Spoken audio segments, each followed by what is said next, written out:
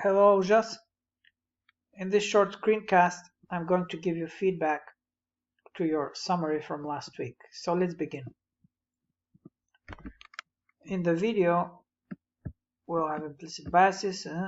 Dasho-Hockett argues that, good use of a reporting verb here, we should consider the implicit bias. Okay, remember, it's good that you tried to make it sound like an argumentative first sentence, but remember that should be followed by the main idea, right?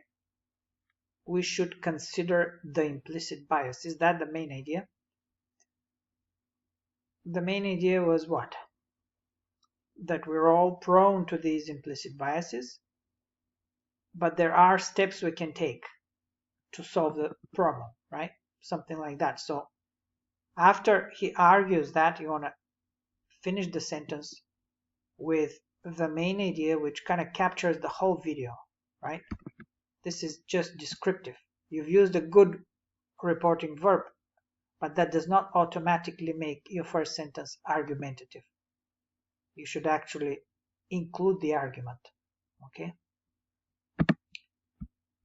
So yeah, you included the title here, the name, so that's good. I would just say here, expand this and make it argumentative. What is the main idea, right?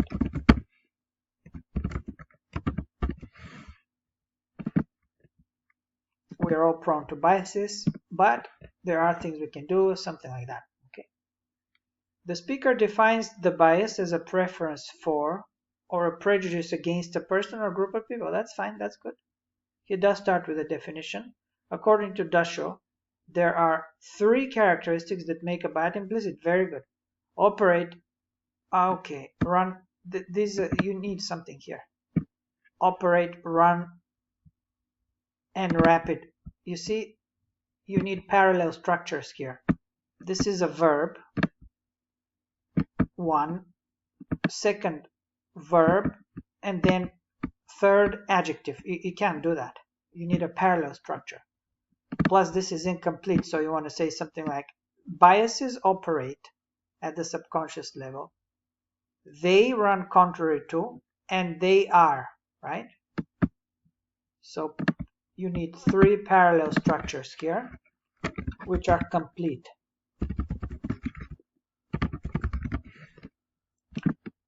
Don't worry about repeating. Even if you have to repeat the word bias 3 times, that's fine. That's much better because at least it's grammatical. They operate, they run contrary to our conscious beliefs, and they are rapid and mental associations, okay? So you are missing a subject and a verb here. Okay. Same here as well. He claims that it is rapid and mental associations that shape. Okay, very nice use of this fronting emphatic phrase. It is rapid and mental associations that shape and mold our behavior every single day. Very nice.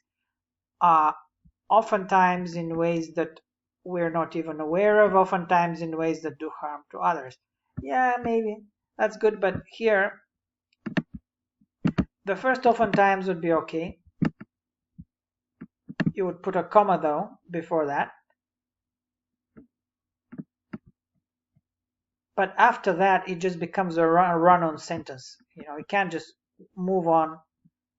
After the first oftentimes, you keep saying oftentimes, it just becomes a run-on sentence. So you cannot do that. You need to add something here. So, comma, you need some punctuation here, right? So, oftentimes, in ways that we're not even aware of, you could use a conjunction, and something like that, right? You simply cannot do that. You need something to connect those, a conjunction maybe, and then you wouldn't repeat oftentimes. That's a bit too much. It's a nice adverb, but a conjunction would serve you better here. In ways that do harm to others. Okay, fine. So far your writing is very clear, very focused. I like that. This is how implicit bias works. Okay, maybe. This is how the implicit bias works. We know that that's how it works, so there's no need to say that in this short sentence. I'm not sure what that adds to your summary. However, Hockett maintains that there are 3 reasons why focusing on bias is important. Okay. So there are things we can do, right? Maybe here, to make it a bit more academic, you could say, having mentioned the 3 characteristics of biases, Hockett goes on to explain or to give 3 recommendations, something like that, or three ways in which we can 3 solutions. He provides 3 solutions to the problem or something like that. So here, if you want to connect all of this, right, to this, basically the description of the characteristics to the recommendations, I think you're better off doing that with a more academic sentence than with this very simple, very kind of terse. This is how implicit bias works. It's almost like a speech, you know, like you're thumping on the lectern. This is how it works, full stop. So maybe I get the idea. It's a good thing you're trying to do here. You're trying to connect the 2 halves of the paragraph. So having, try an ing phrase, having explained the 3 characteristics, Hockett goes on to blah blah blah, right? Having explained blah blah blah, comma, Hockett provides 3 recommendations or something like that. Okay, so that would make it, that would be a more academic way of connecting the 2 halves of this paragraph.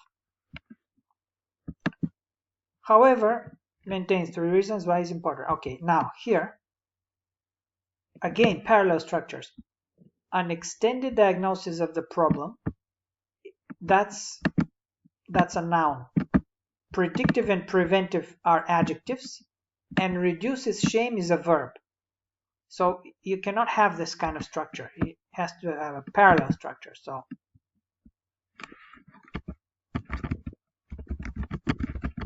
parallel structures. Okay. So 3 reasons why focusing is important. Again, you probably want to add a subject and a verb here. We need to, something like that. Subject and verb, that would make the whole clause fuller and more clear. We need to, or something like that. We need to have an expanded diagnosis of the problem. We need to be predictive and preventive about our biases. And we also need to openly discuss biases in a way which reduces shame. Something like that. Now, so far, your writing and your style, everything is very good. It's structured and all.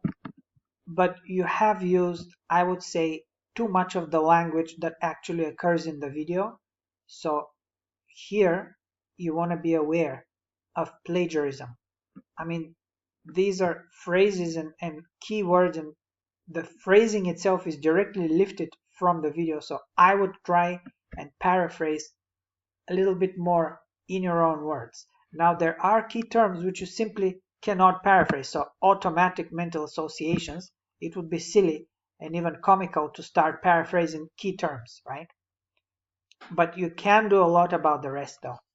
So a lot of the language which is in the video, it's good that you understand it and you're using this technical terminology. That's good, but a lot of the phrasing should actually be paraphrased within your own words. Okay, so here, I mean, this is all just directly lifted from the video. Okay, so try and paraphrase a bit more. The challenge, of course, would be to maintain the clarity of what you're saying, this clear academic style, maintain that while using your own words. And that's really difficult. I realize that. But try that, because otherwise your plagiarism percentage will be very high. Okay. He highlights that every person needs at least one adult in his or her life who is irrationally crazy. Again, this is word for word from the video. Now, he does end with that, but I'm not very sure what that adds to the paragraph. It's because it's not really a supporting idea. I mean, it's just something that he says.